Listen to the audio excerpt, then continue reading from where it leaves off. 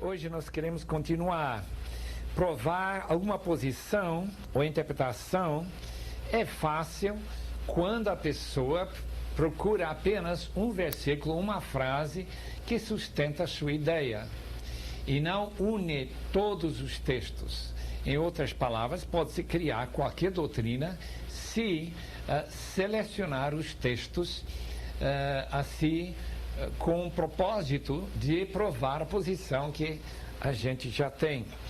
A escola Gestalt psicológica observa que o todo é maior do que suas partes, mas não totalmente, senão seria argumento circular.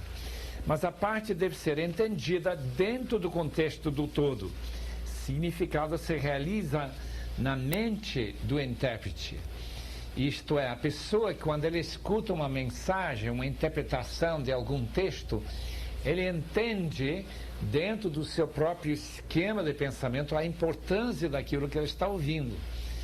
Importância ou não ter importância.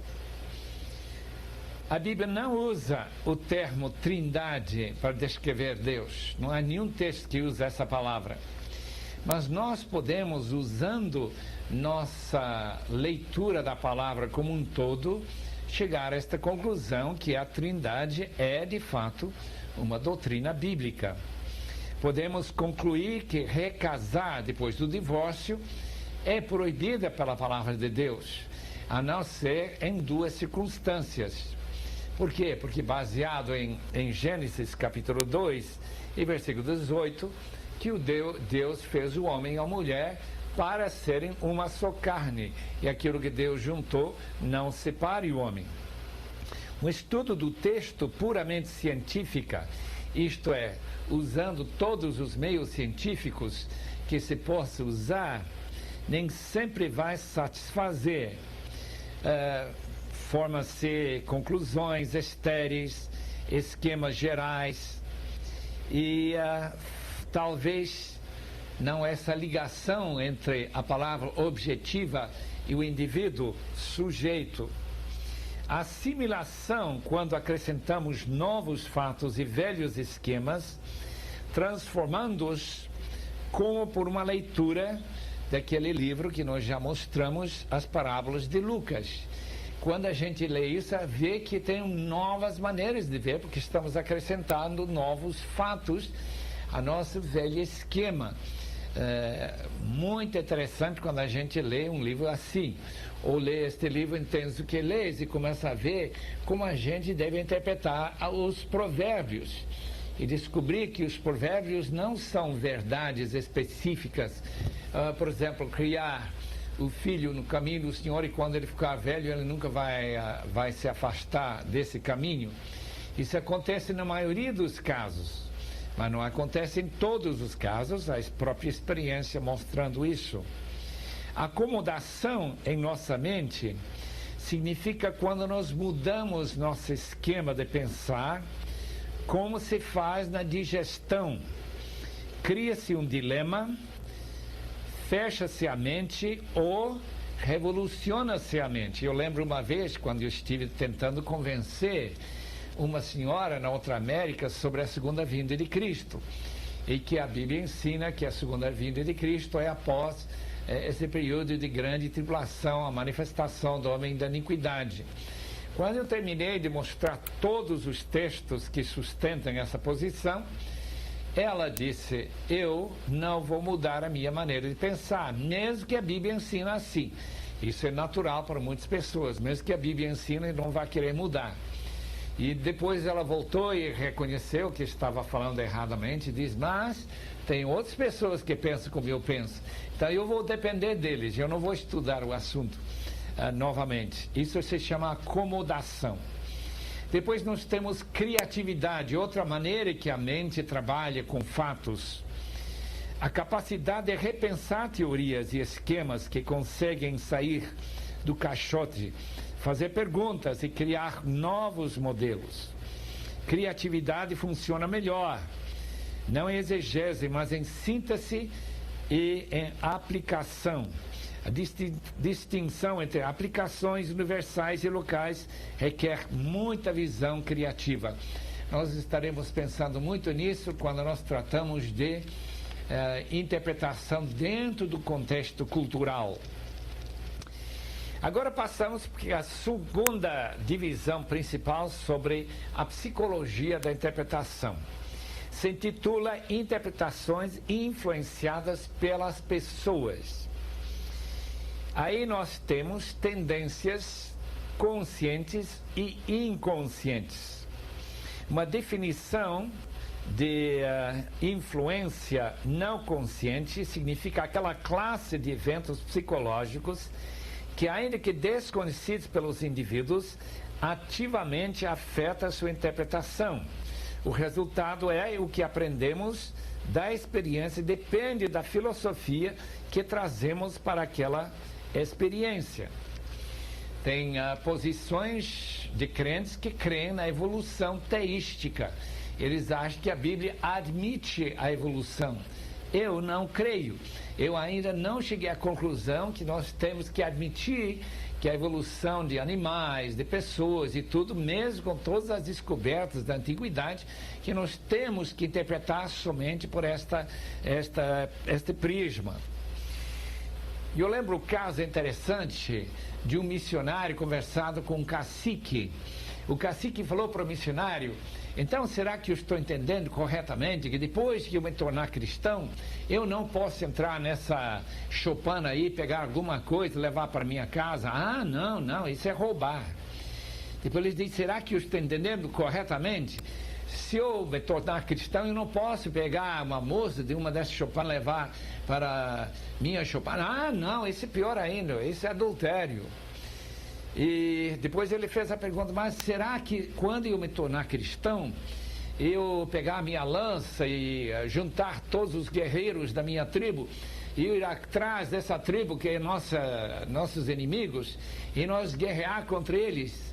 Ah, não, isso está bem, a Bíblia manda que a gente tem que amar os inimigos. Ah, diz o cacique, então eu já sou cristão, porque eu sou velho demais para fazer essas coisas.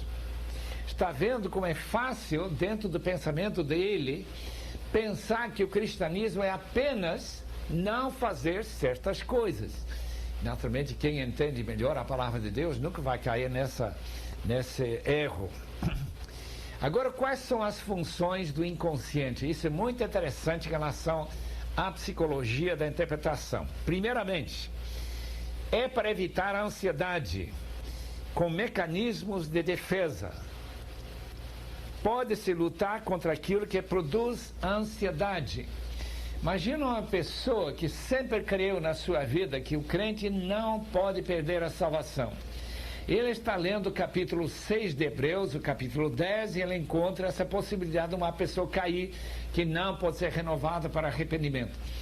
Essa dificuldade que ele vai tentar resolver quando ele ler esse texto será justamente para evitar a ansiedade que talvez ele mesmo não está em condições de entrar no céu quando ele morrer. Segundo, uma pessoa inconscientemente interpretando a palavra de Deus presta atenção seletiva. Ele mostra interesse em certos assuntos da Bíblia e outros ele não mostra o mínimo interesse. Ele quer passar de largo. Por quê? Porque não são importantes para ele, para não ter que conviver com o requerimento, a exigência que a palavra de Deus coloca sobre ele. Então ele passa de largo.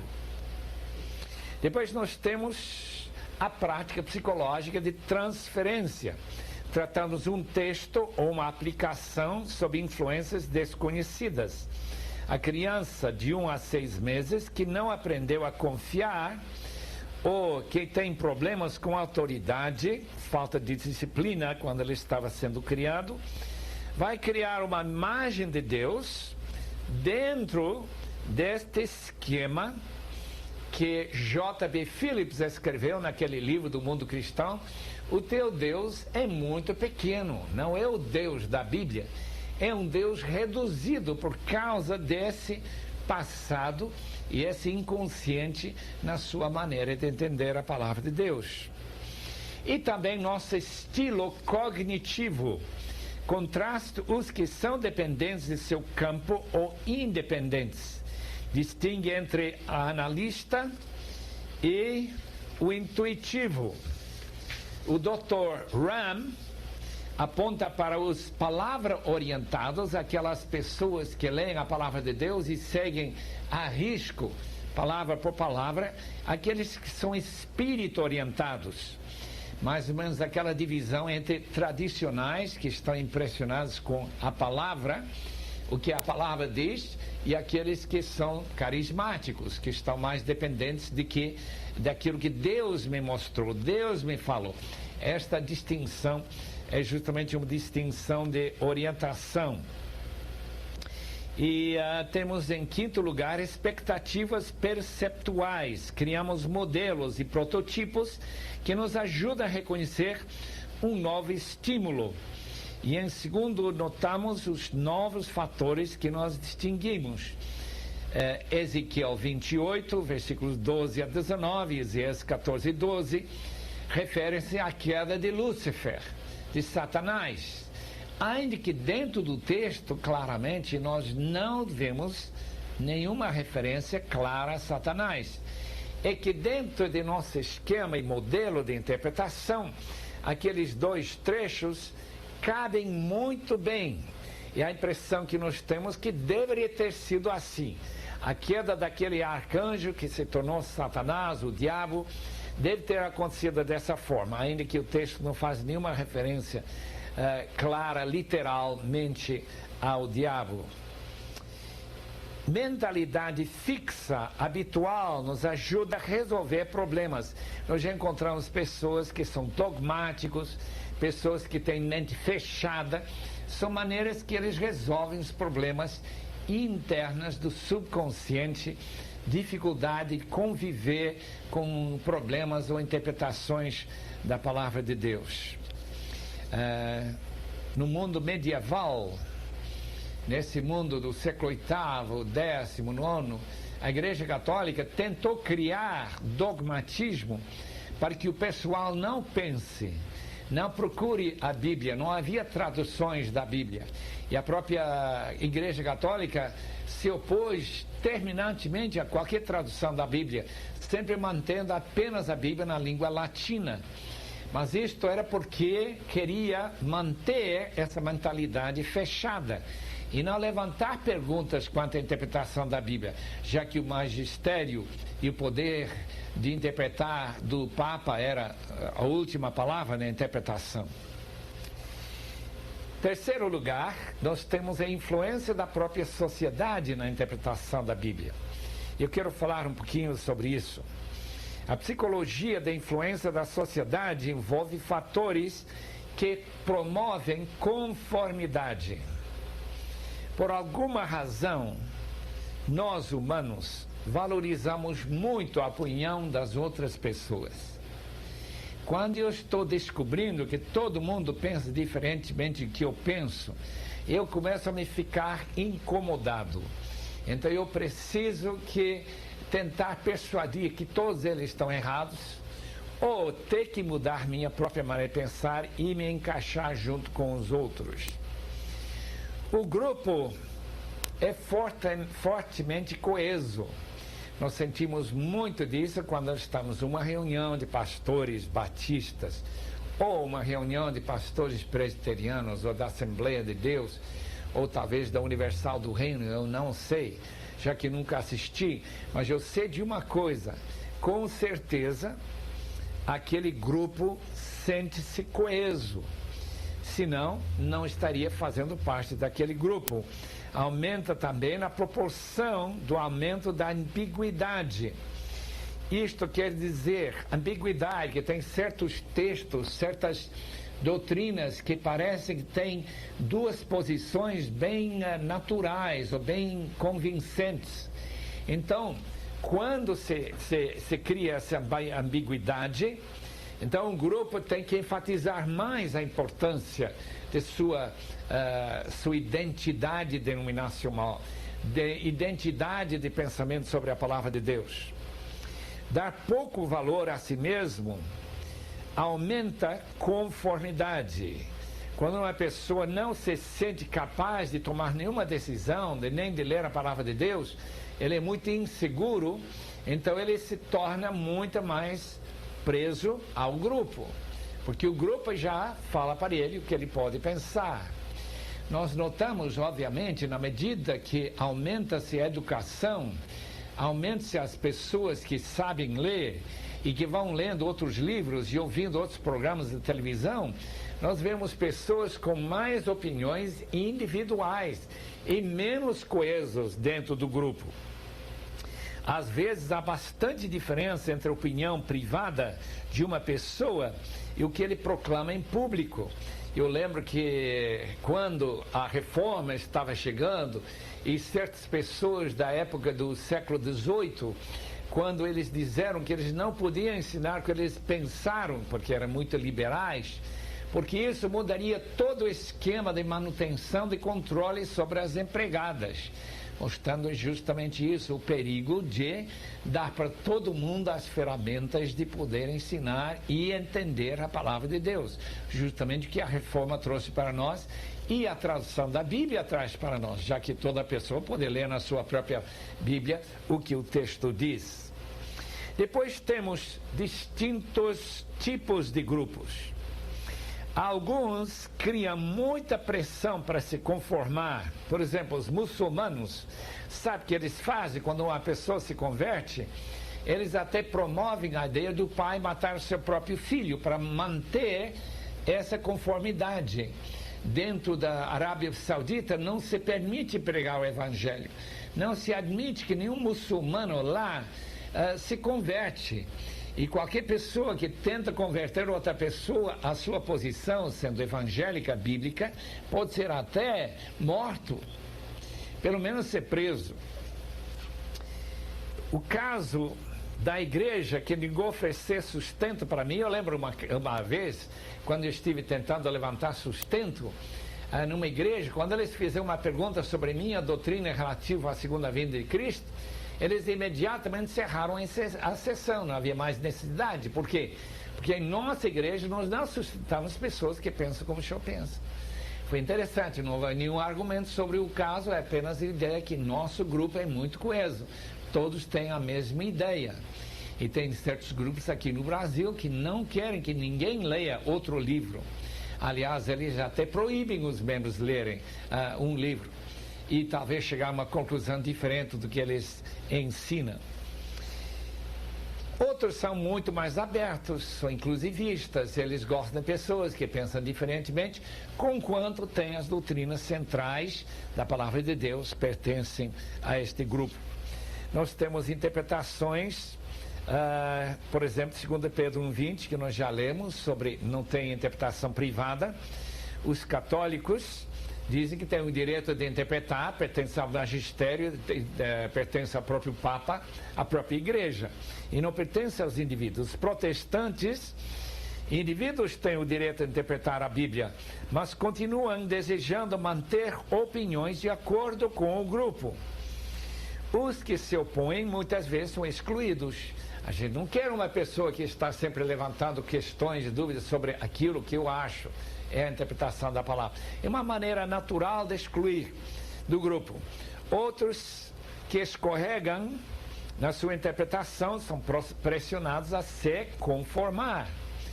Naturalmente, nós não queremos que alguém esteja ensinando uma doutrina com a qual nós não concordamos, especialmente se nós somos pastores e líderes.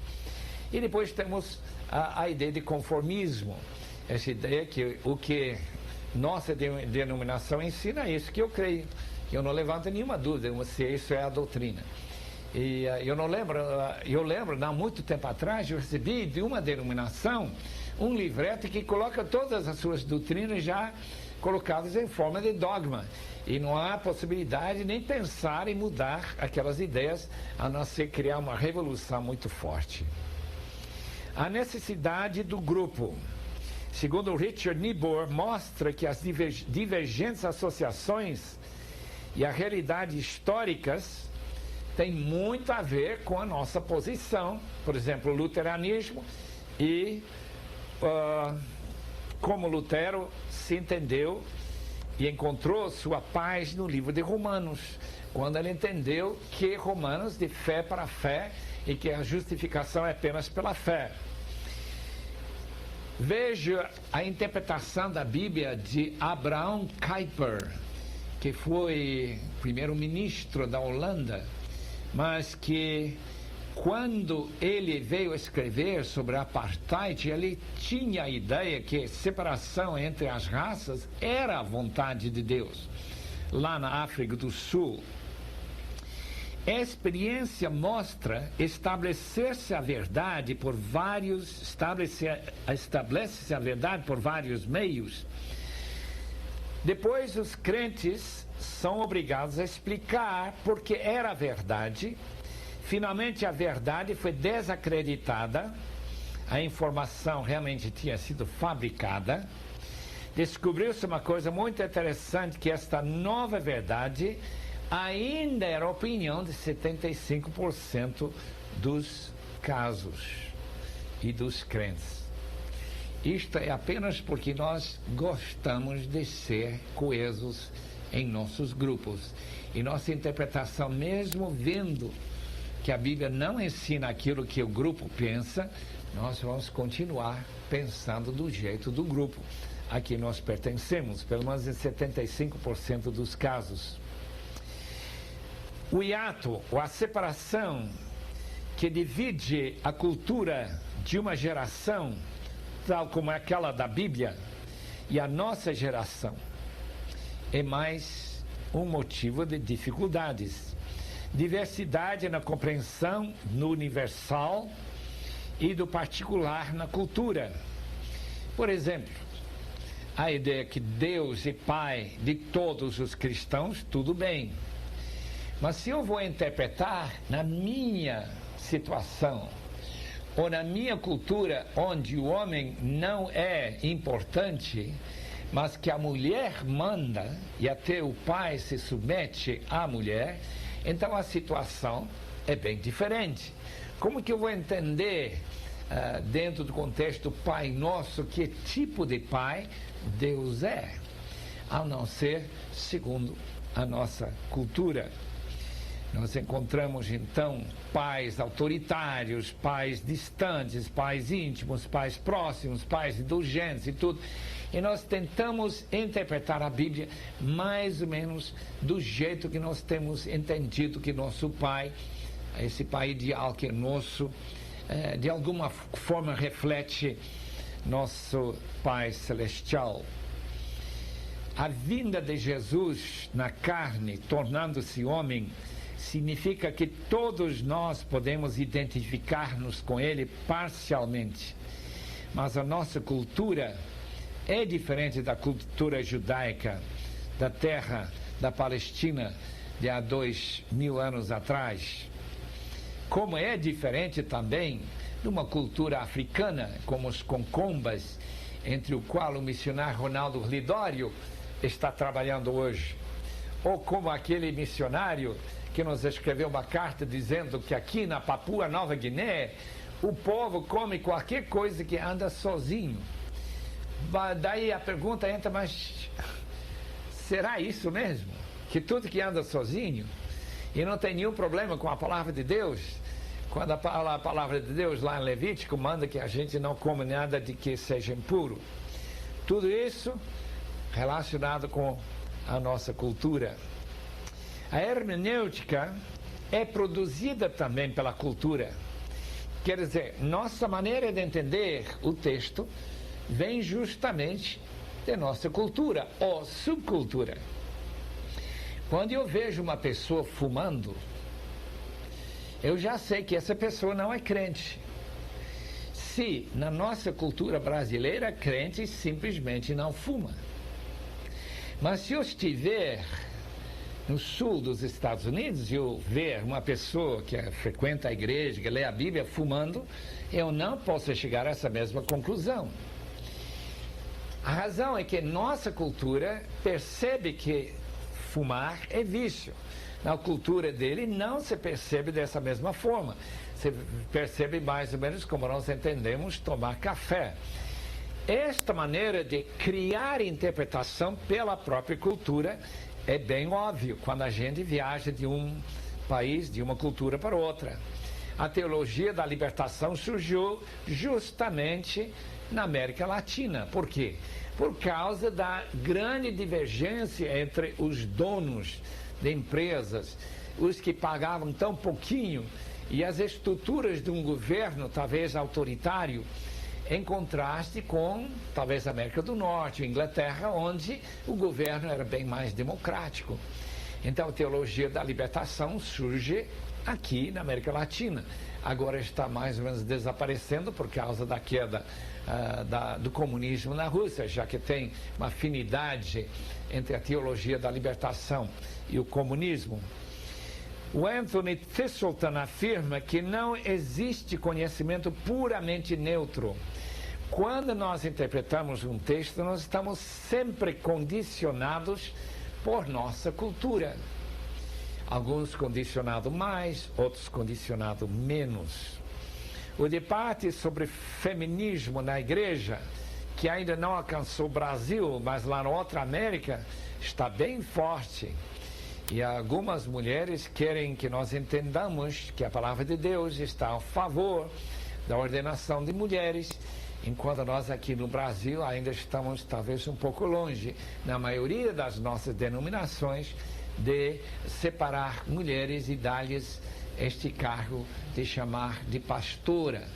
Mas como o nosso mundo está sempre em fluxo, está mudando, certamente com o passar do tempo a nossa cultura também vai mudar e talvez nós vamos chegar daqui a alguns anos a aceitar a interpretação que em Cristo mulher e homem são iguais, não tem distinção, e então a mulher pode pastorear uma igreja. Nossa conclusão: ter muito cuidado para não permitir que fatores externos realmente controlem nossa interpretação. Esta é a conclusão. Sempre estar abertos para entender que a cultura e a minha maneira de entender tradicional talvez não esteja certo e que eu devo voltar e me separar dessa minha cultura e ver realmente o que a Bíblia de Deus diz e qual seria a vontade de Deus. Para isto, nós precisamos de muita iluminação do Espírito Santo. Ainda que se fala bastante sobre essa iluminação, pouco tem se discutido sobre isso. Procure nesses livros aqui quaisquer e veja quão pouco se fala sobre iluminação do Espírito Santo. Fala-se que existe essa iluminação, essa ajuda do Espírito Santo, mas não se fala como é que nós podemos distinguir uma mente iluminada pelo Espírito e uma mente que não tem essa iluminação, mas que fez um trabalho muito cuidadoso no texto, no original, lendo os melhores comentários, tudo isso, chegando à sua conclusão, sem nenhuma ajuda do Espírito Santo, talvez nem seja crente. Então agora nós queremos falar um pouquinho sobre o papel do Espírito Santo na interpretação da Bíblia. F.H. Cluster diz o seguinte: a iluminação do Espírito Santo se menciona regularmente na literatura teológica, mas discussão detalhada é raro. Os liberais tendem a buscar a interpretação que surge na cabeça do leitor e não orientada para o texto. Crentes evangélicos não querem saber, temendo o subjetivismo que isso pode produzir. Nós somos muito cuidadosos de não engolir simplesmente porque uma pessoa diz, Deus me falou. Eu li esse texto, Deus me falou. Não lembra do caso, aquele que abriu o salão, não sei se foi em Belo Horizonte, porque ele estava lendo a Bíblia e falou-se o texto, Absalão, meu filho, Absalão. A Declaração de Chicago, artigo 18, há uns 2 décadas atrás, houve uma reunião muito importante sobre interpretação e inspiração das Escrituras em Chicago. Então eles fizeram uma declaração nesse caso: nós negamos que os escritores das Escrituras sempre entenderam as inteiras implicações de suas palavras. Claro que eles não entenderam tudo. Isto nos abre a possibilidade de um sensus plenior. Nós queremos falar mais sobre isso mais para frente. Mas para agora é suficiente dizer que alguns textos podem ter umas aplicações mais amplas. F.F. Bruce queria que evangélicos em cada geração escutem a voz de Deus falando para sua situação. Todos reconhecem a importância da inspiração do Espírito, mas nem todos percebem a necessidade da iluminação deste mesmo Espírito. Agora, algumas perguntas que nós temos que fazer a respeito da iluminação do Espírito. Primeira pergunta: qual é o alvo que o Espírito tem em iluminar o texto? Não seria para nós aproximarmos mais de Deus e sermos filhos mais obedientes? O propósito da iluminação do Espírito seria a transformação para o melhor, e não principalmente um interesse histórico. Segundo, iluminação não tem nada a ver com descobrir sentidos esotéricos escondidos no texto. Não é para buscar ideias alegóricas, é para levar os leitores mais por dentro do texto. Acontece quando leitores dialogam com o texto e o Espírito ajudar a levantar essas perguntas e aprofundar a compreensão desse texto. Eu quero chamar sua atenção a um texto maravilhoso em Colossenses. O apóstolo Paulo, inspirado por Deus, faz uma referência em Colossenses capítulo 1 de um relacionamento. Eu creio que a iluminação do Espírito mostra isso, uma oração para que Deus ilumine os corações dos colossenses. Paulo pede o seguinte: que transbordeis do pleno conhecimento da sua vontade, não apenas do conhecimento, mas do pleno conhecimento da sua vontade, em toda a sabedoria e entendimento espiritual, e não apenas em um entendimento parcial. Toda sabedoria e todo entendimento. Se uma pessoa faz uma exegese muito cuidadosa, se ele usa os melhores textos e fontes, inclusive esta que nem mencionamos ainda, o Dicionário Internacional da Teologia do Novo Testamento, que é obra de mais ou menos 2.800 páginas, vai sair agora em 2 volumes apenas. Ele tem estudado ao fundo as palavras, os contextos, os paralelos e tudo mais. Será que em tudo isso realmente entende o texto? Se o Espírito Santo não ajude ele a se aprofundar para uma sabedoria que vem do alto, que vai acrescentando mais do que as palavras e torna aquela palavra realmente um encontro com Deus. Eu quero ler mais um pouco, porque isto diz aqui em Colossenses 1, versículo 9 e 10, a fim de viverdes de modo digno do Senhor, para o seu inteiro agrado, frutificando em toda boa obra e crescendo no pleno conhecimento de Deus, sendo fortalecidos com todo o poder, segundo a força da sua glória. O pleno conhecimento e a possibilidade de fazer boas obras não é somente através da exegese, mas através de uma inclinação de fazer a vontade de Deus. Eu tive um privilégio bem duvidoso de ouvir Rudolf Bultmann, que era conhecido como o maior teólogo do Novo Testamento e o maior conhecedor do Novo Testamento no mundo, antes de ele falecer lá para o ano 1976. Mas como eu entendi, aquele homem nem cria na ressurreição de Cristo. Um exegete que entendia o texto, conhecia muito bem a língua original, mas não conhecia o Senhor.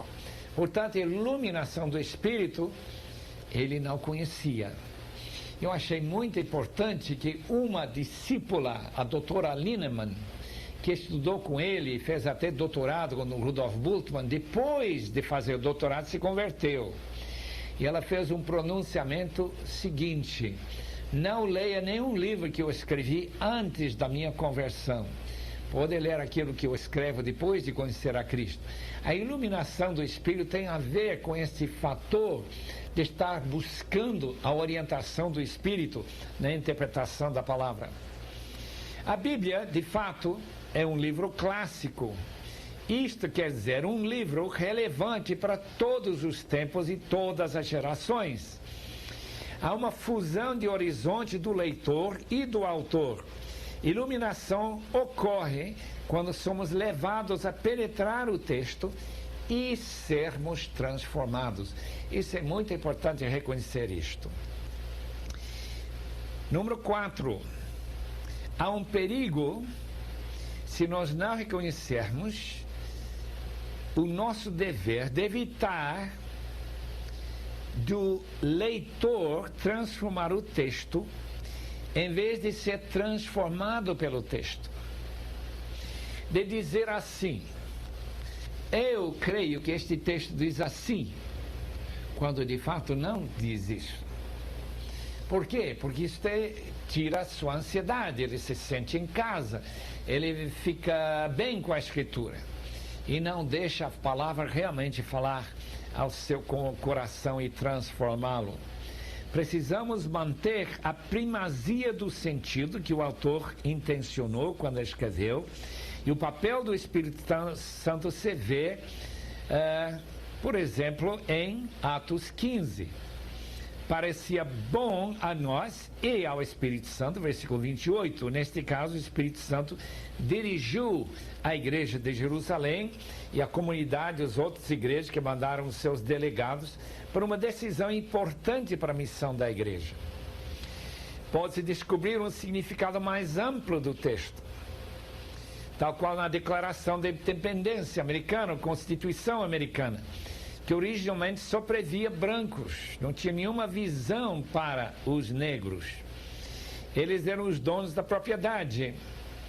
E quando eles incluíam dentro dessa declaração, Deus criou todas as pessoas iguais, não estavam pensando nos negros, que um dia eles teriam que engolir essa frase. Hoje em dia, graças a Deus, tem havido uma mudança muito grande em relação a reconhecer que hispânicos, orientais e negros e brancos, todos são criados iguais e todos têm direitos dentro de uma democracia que foi criada em bases bíblicos. E não com as ideias apenas dos primeiros escritores daquele texto. Hoje se entende em relação a pessoas que antigamente não estiveram na mira dos escritores originais. Em relação ao crente individual, é necessário pensar na aplicação no discipulado e crescimento espiritual. Quando nós lemos a palavra de Deus individualmente, eu tenho que aplicar esse texto para mim. E nem todos os textos vão ser aplicados a outras pessoas. Quando a palavra de Deus diz: ide fazer discípulos de todas as nações, batizando-os em nome do Pai, do Filho e do Espírito Santo, com certeza não tem uma aplicação direta para todo mundo sair do país, para evangelizar as nações ainda não alcançadas pelo Evangelho, mas certamente alguns vão ler esse texto e dizer: Deus me falou através de Mateus 28 e versículo 19 que eu preciso sair do país para evangelizar angolanos, evangelizar pessoas que moram em os Camarões ou qualquer outra parte distante de nosso país. Para alcançar um modelo certo de interpretação, falamos de dois horizontes, de sentido e significado, mas na prática são realmente profundamente interrelacionados. Não dá para separá-los assim.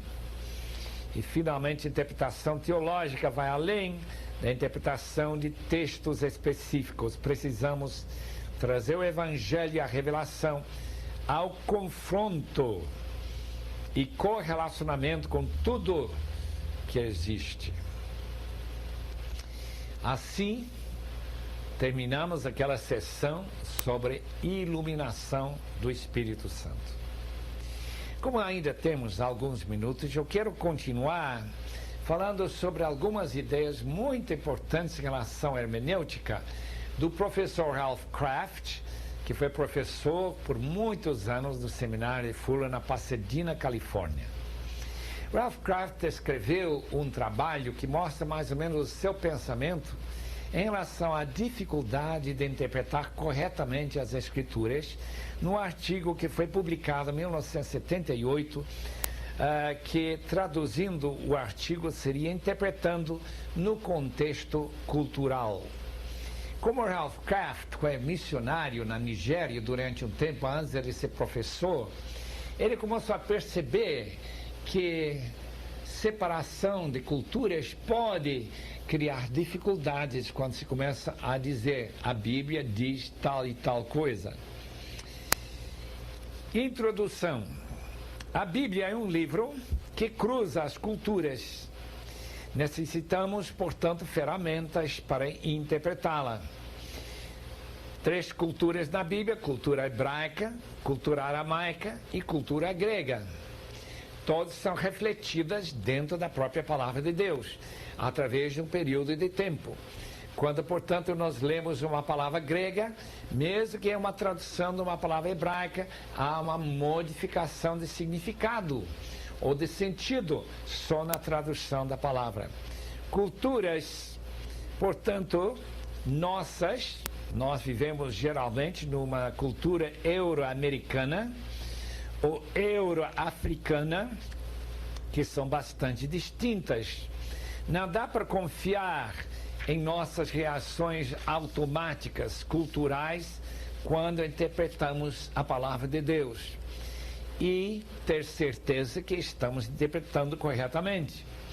Nós confiamos no Espírito, como acabamos de ver, mas não sabemos responder por que o Espírito Santo não dirige todo mundo à mesma interpretação e criar uma unidade total da igreja de dizer que a Bíblia ensina a mesma coisa para todos. De fato, não acontece assim. Nossa cultura e nossas maneiras de pensar, mente fechada, mente aberta, toda aquela psicologia que já falamos, está relacionada com essa ideia de cultura e de interpretação. Nós já sabemos, em primeiro lugar, que a Bíblia é seu melhor intérprete. Notamos a importância do contexto literário. Teologia bíblica mostra cada vez mais as distintas culturas individuais que se refletem em cada escritor das Escrituras. Nós encontramos, por exemplo, uma ênfase muito grande no apóstolo João sobre o amor, aquele primeiro mandamento. Amar uns aos outros é um sinal da verdadeira conversão. Nós não vemos essa mesma ênfase em Mateus. Nós encontramos outras ênfases, talvez mais judaicas em Mateus. Então é uma cultura que vem passando dentro do próprio texto para a nossa realidade moderna, de cada livro, de cada autor. Devemos buscar cada vez mais claramente as amplificações do médico histórico gramatical. Deve ser também cultura linguística e etnolinguístico. Isto é, diferentes etnias, diferentes povos vão pensar diferentemente. Temos 2 culturas, nossa e a Bíblia. Quando nós tentamos passar para uma terceira cultura, descobrimos novas maneiras de compreender o texto. Imagina uma cultura em que, quando alguém usa a ajuda de um outro nativo indígena para plantar seu jardim para plantar alguns legumes e frutas e tudo mais, que aquela pessoa que ajudou a pessoa a plantar acha que ele tem direito de pegar qualquer coisa, mesmo que ele foi pago. Enquanto aquele que vem de uma cultura ocidental, talvez um missionário, ele fica assim, raivoso, indignado que esse indivíduo foi roubando o que era dele. Por quê? Porque ele pagou para a pessoa plantar, mas dentro dessa cultura, o que pertence a um pertence a todos. Então a situação complica bastante. Isso que quer dizer interpretar dentro da cultura. E nós estaremos querendo ver como isso pode realmente mudar o significado de algum texto.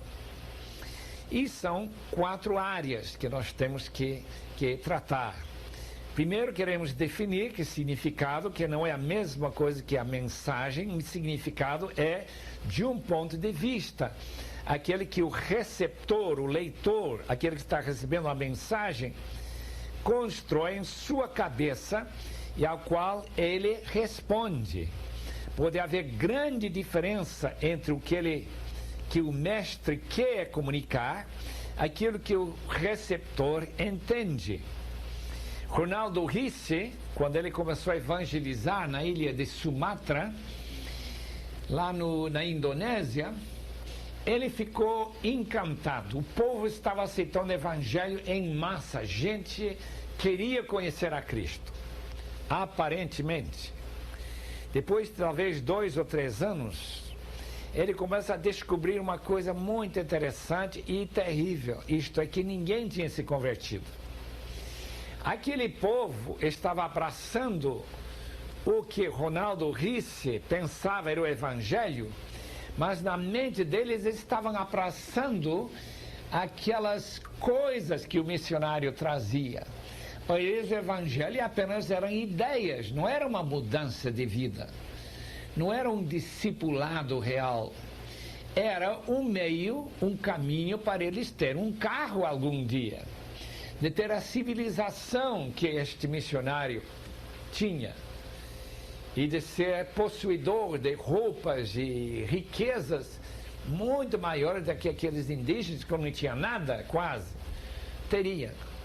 Resultado, Ronaldo Risse teve que mostrar pela palavra de Deus como aqueles indígenas têm que ser rediscipulados. Ele escreveu um livro chamado O Discipulado, justamente para dizer como se trata de mostrar para indígenas lá em Sumatra que significa ser um verdadeiro cristão. A cultura, portanto, forma uma matriz que cria os significados que se comunicam. Nota-se a dificuldade de se colocar nos sapatos, ficar nas pisadas do receptor. É uma dificuldade tremenda. Palavras de todos os símbolos da cultura tiram seus significados de sua participação no contexto cultural. Veja a situação daquela mulher que levando seu filho para a igreja pela primeira vez. E ela com muito cuidado, disse para o seu filhinho de 6, 7 anos, fique quieto dentro da igreja. Não dá para se levantar, nem de falar, nada disso. Depois, quando o filho não cantou durante a época de louvor, a mãe vai falar mal para ele, vai xingá-lo porque ele não cantou. Mas mamãe, a senhora não me falou para ficar quieto? Exatamente, para nós isso é muito engraçado, porque nós sabemos que ficar quieto significa dentro de certas circunstâncias de nossa cultura eclesiástica. Não significa ficar quieto na hora que nós devemos levantar e fazer um grande ruído e barulho para a glória de Deus. Cultura é assim mesmo. Dentro de uma certa cultura percebe certas coisas, em outra cultura não se percebe. Então é de grande vantagem passar para uma outra cultura e ver como que esse povo está vendo a palavra de Deus e reexaminar nossas interpretações da Bíblia para ver se estão certas ou não. Daí nós vamos fechar nossa aula para hoje.